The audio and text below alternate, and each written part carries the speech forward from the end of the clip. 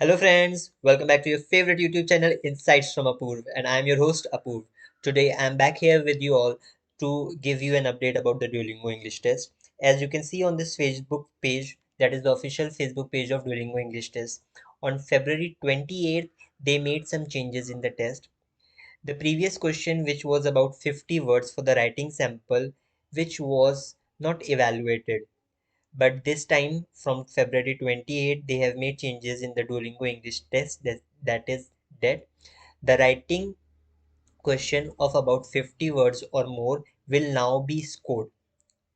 This means that the overall number of questions will increase, but the time duration will remain the same. And the question type was this.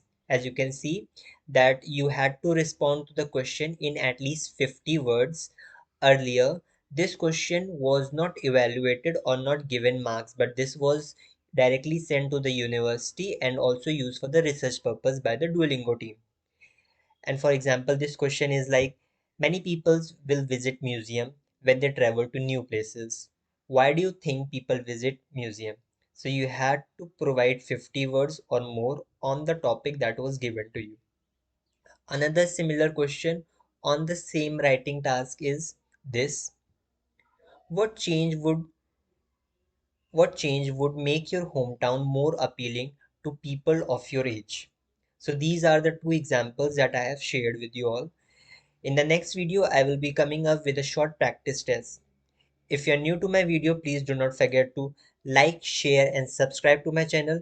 Till then, thank you for watching.